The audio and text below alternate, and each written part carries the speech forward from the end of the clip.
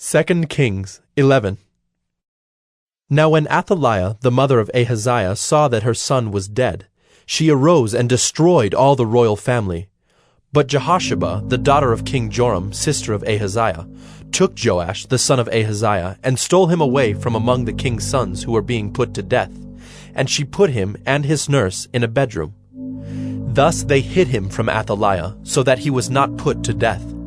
And he remained with her 6 years, hidden in the house of the Lord, while Athaliah reigned over the land. But in the 7th year Jehoiada sent and brought the captains of the Kerites and of the guards, and had them come to him in the house of the Lord. And he made a covenant with them, and put them under oath in the house of the Lord, and he showed them the king's son. And he commanded them, "This is the thing that you shall do.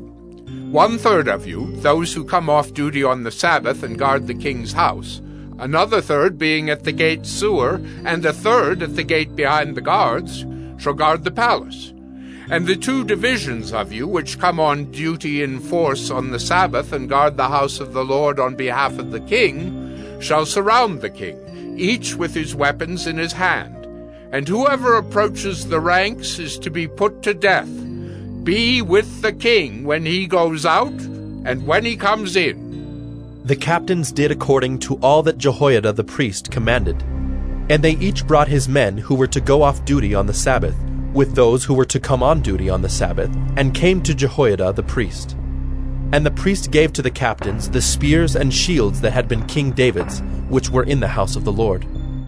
And the guard stood, every man with his weapons in his hand, from the south side of the house to the north side of the house, around the altar and the house on behalf of the king. Then he brought out the king's son, and put the crown on him, and gave him the testimony.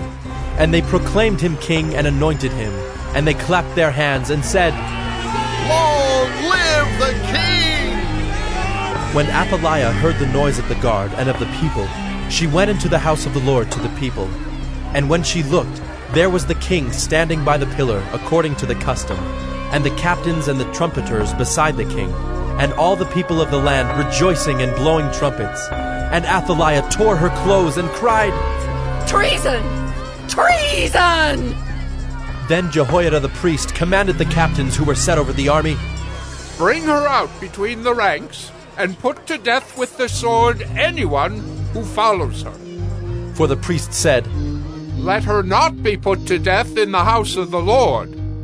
So they laid hands on her, and she went through the horses' entrance to the king's house, and there she was put to death.